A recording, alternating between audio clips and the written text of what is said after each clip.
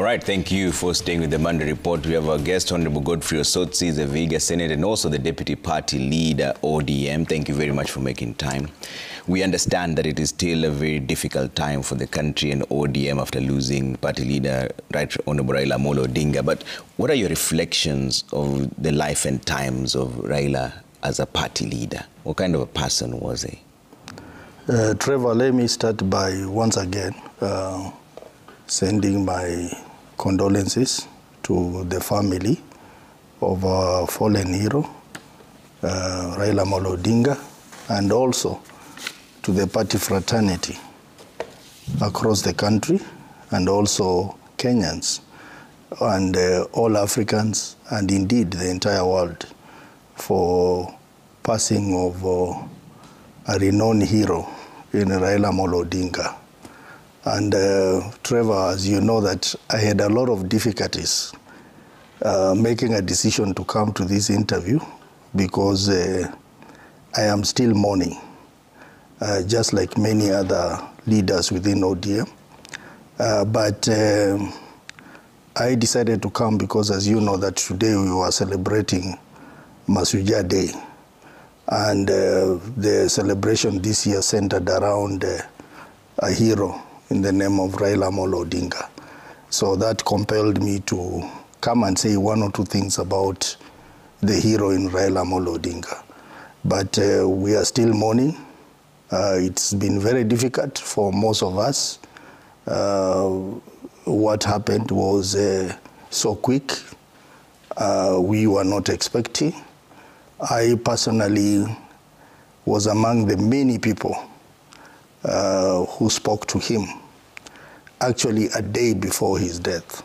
And I know so many of other people within the party and outside the party spoke to him as well. We were not expecting this. Baba was in very high spirit. And on 2nd of October this year, he sat at Serena Hotel, I think entire afternoon up to late in the evening, and the people were coming to see him. He was summoning people to see him. And I was in the Senate, and he called me and asked me to see him at Serena. So when I went in there, we talked a number of things about the politics, about the party, and he was in high spirits.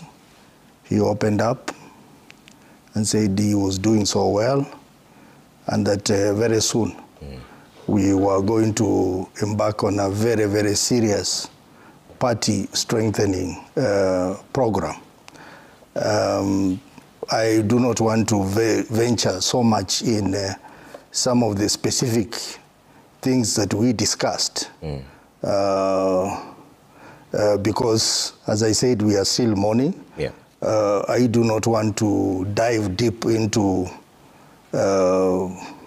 very complex political issues, but a lot of things. Baba is one politician who likes keeping cards close to his chest. But that day I had a feeling that he opened up on many issues. And after that, after our meeting, I went home. I drove home. And when I reached home, I saw so many missed calls from Gladys Wanga and the PA to Gladys Wanga. So I called back, and Gladys told me, make sure you come to Serena. Come back to Serena. Okay. Come back, Mzee is waiting for you. That was after you left. After I had left. Back again. I was summoned back.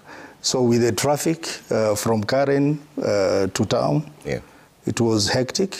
At some point I almost thought of getting a boda to try and rush there. But we managed to reach there, and we found that Baba was waiting.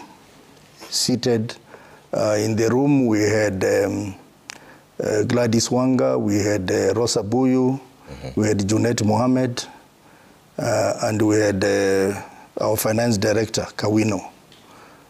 So the meeting now started when I joined them. And Baba said that he is fine, but he would want to travel out of the country for more medical checkups. And that, you know, at that point, we were at the point of finalizing our preparation of ODM at 20.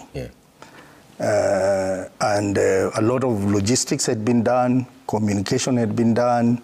A lot of counties had even booked air tickets to travel. Others had booked buses.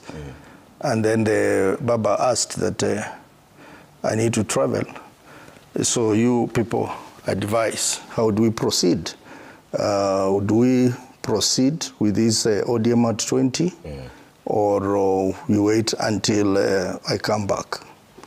And he gave us a chance, and he was listening very carefully and very keenly to the contribution of all of us.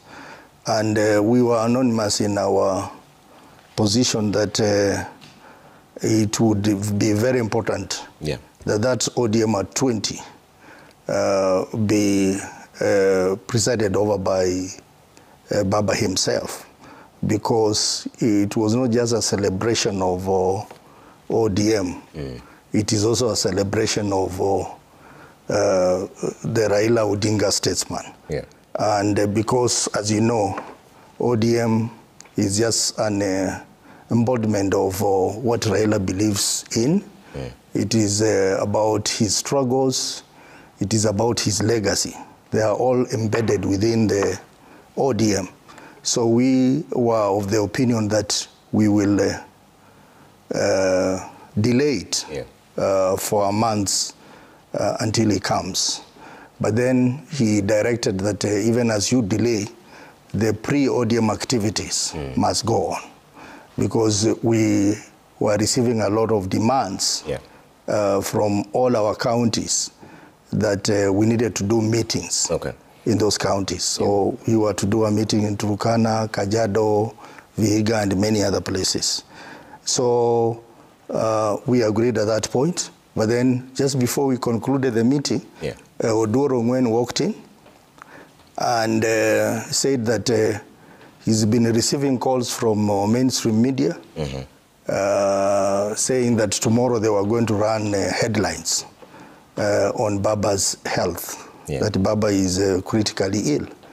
And Baba said, I'm here, I am alive, and you can see I'm here. So now we were strategizing on how to respond to that, and Baba says, don't, let us just take a picture. So we went near the entrance of the hotel, and we took a picture with Baba.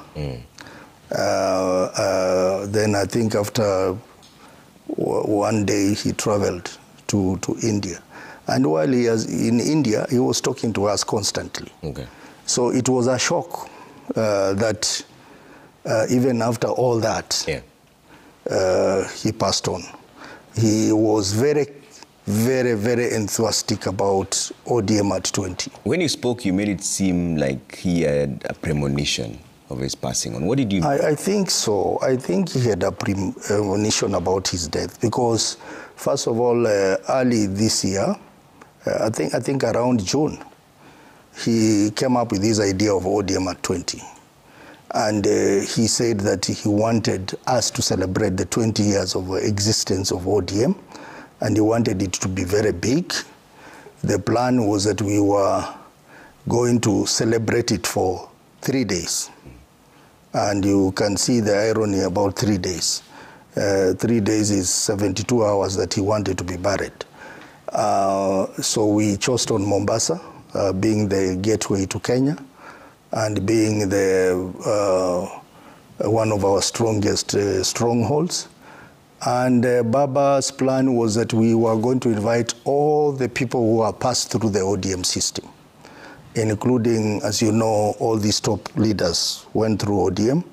Honorable William Ruto, the president, Honorable Uhuru Kenyatta, who is a former 4th president, people like Kalonzo Musyoka, people like Musalia Mudavadi, people like Henry Kosigei, Kenneth Marende, and others. So you wanted to invite everyone? They were all invited. They were invited. To that. So, and international guests as well. They were invited. Friends of Baba across the world were invited. So it is ironical that what we were preparing for turned out to be his celebration in death. So clearly that points to the fact that he had a premonition of his death. Did he say something that made you feel like it's a premonition of his passing on? Well, there are a few things he said in meetings, like on that particular day, on 2nd, in my private meeting with him. He said that we need to keep this party stronger. We need to bring in more people. We need to have a strategy to gather all and scatter none. That he told me. And that is one of the things that I will try and uphold even as we move on after we have finished the mourning period. So, retired President Uhuru Kenyatta remained in Siaya to console the family of the former Prime Minister Raila Odinga today. What is the party planning to do to immortalize your leader? Well, as I said, Trevor, we are in the mourning period. It will take us a while to accept this. And I think it's just fair that we be allowed to mourn Baba for some time. In African way, we mourn for 40 days. It is going to be hard to accept the reality. So our focus now is to continue mourning. But after the mourning period, I think as a party, we will sit down, we'll engage constructively, respectively, and then pick up our pieces and plan for our next course of action. But as you know that we have by-elections which are coming next month, we may need also to focus on that as well. Yeah. So I want to urge all our leaders and all our members to be very patient and understand that we are in the mourning period. Hard political decisions will have to be made at some point, but as you know that the ODM party is a very, very formidable institution with structures. Yeah. So all the decisions of the party will have to be processed, bearing that in mind. Yeah, we understand that you're still in the mourning period and we respect that fully. But I saw you at the funeral yesterday. What was running through your mind when you heard the leaders speaking, as a party leader yourself? Well, Raila was a politician, a great politician for that matter. And people are entitled to their opinion. People are entitled to say anything. And that was the spirit of Raila. He encouraged freedom of speech. And I don't think there is anything wrong with that. They had their right to say what they said. But as I've said, we are in the mourning period. After the mourning period, we will engage internally and make some decisions on some of the things we had people say in that funeral. Maybe I can only make a reference to my own speech. I mentioned that as a party, we are indeed very grateful to President William Ruto for honoring our party leader with a very befitting send-off state funeral. That was a show of love. That was a show of respect to Raila Odinga, given his contribution to the building of this nation. And not just this nation, the whole continent of Africa and the world as a whole. So that we really appreciate. But even as we appreciate that, I mentioned that one of the last important things that people should not lose sight of is that Raila penned his signature on a 10-point agenda with President William Ruto. And Raila was largely a people-centered politician. Anything he did, he always asked, where are the people in this? So the people are in the document that he signed with William Ruto, a 10-point agenda. And our wish as a party, and I think it's also the wish of Raila Amolo Odinga, he kept talking about it before his death, that those 10 issues be implemented. For example, the issue of stoppage of abduction, was very, very, very important to Raila. The issue of compensation of the people who died in demonstrations and the people who could be in jail, who are actually in jail now for participating in demonstrations. And the people who were harmed, they are either hospitalized or they're at home. And many other issues, the 10-point agenda, which you are well aware of. Raila would be even more happier in heaven if the government of Kenya implemented those 10-point agenda. And just to let you know, is that our last Central Management Committee, the issue of the 10-point agenda came up, and we engaged the UDA side, and they agreed that based on the document, that joint communique that came out, that that 10-point agenda would be implemented by March next year. So I would wish to ask the government, led by William Ruto, that we appreciate the state funeral that you gave Baba, but Baba would be happier if he left something for the people of Kenya. He has done so much for the people of Kenya. He brought devolution, he brought a new constitution, he brought a political party, multi-party system in this country. He brought stability in this country. But that last bit that he did must be respected, and I think a lot more focus has to be put around it.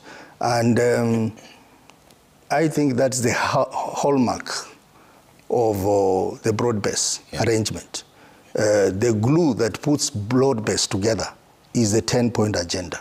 So I want to use this occasion to ask President William Ruto, which I did yesterday, that he should use his ability, capacity, and powers to ensure that the Raila Odinga's wish for Kenyans contained in the 10-point agenda is implemented. Okay. Everybody says that they spoke to the late former Prime Minister Raila Amolo Odinga before his passing on. You also said the same thing. What exactly did he tell you that is your true north now? Because there are quite a number of people who have very many conversations that are not the same. So what is your true north? What did he tell you that you believe this is the direction you should? Well, I said I do not want to go deeper into it because we are in the morning period. But I have mentioned 10-point agenda. That would be an important thing to consider moving forward. Unity of the party would be very key moving forward. But sometimes when you talk to Baba, it was not necessarily politics. We spoke many things. For example, Baba was a very strong lover of football. He would discuss football with you. We would watch games with him. I was lucky that most of the time he would call us to go and watch football together. The only match that I avoided watching with him was when Arsenal was playing Chelsea. Because I'm a supporter of Chelsea, I wouldn't want to be closer to Baba because he was very, very strong supporter of Chelsea. And he wouldn't entertain any other person supporting another team around him. Okay. So, so we used to speak to people many things, not just politics. Okay. We respect the fact that the country at large and the entire continent is still in the mourning period, but there's a statement here that is causing a lot of confusion. In fact, I want to bring it up. This is a statement that was made by the late former Prime Minister Raila Odinga just about 21 days or so in Kitui, I believe, and this is what he said that has brought in a lot of interpretation. Let's play that soundbite and hear the interpretation from the leadership. That ODM will not have a candidate in 2027. Who has told you? You have not passed any resolutions as a party to say how we're going to go into the elections of 2027. So wherever you are, don't commit the party to some things which have not been discussed. What is the reaction to that? Well, this was not said in Kitui. Let me correct you. This was said during the last parliamentary group meeting, which was held at Agile Hotel along Mombasa Road. I did not attend that meeting personally because I was engaged elsewhere, but it was significant. And I remember when Honorable Junet Mohammed, who was a convener of that PG, was asked about the resolution of the meeting, he told the people, the media, that refer to Baba's statement as a resolution of that meeting. Let me just explain the context in which Baba was saying that. You know, ODM is the most structured political party in Kenya. We have structures from the polling station to the ward, to the constituencies, to the counties, to the national. And even at the national, we have various structures. We have several committees to process different aspects. We have the National Executive Committee, and then we have the Central Management Committee, where I sit, and I also sit in the NEC. And then we have the National Governing Council. And then we have the National Delegates Convention. All decisions of the party have to be passed through those organs. And I must say that Baba respected the structures of the party. He could not make any decision without taking them through the structures of the party. Even you remember Trevor, when he wanted to make a decision about broad-based arrangement, he had to move across the country, consulting and engaging party officials and party organs at the county levels. So what Baba was trying to emphasize, that at the right time, the party will process decisions of that nature through its structures. Okay. Yeah. This is a period of mourning, so we're still not going to go into hardcore politics. We're just going to talk about how you remember Jacom as the party leader and what he really stood for. And stay with me, so let's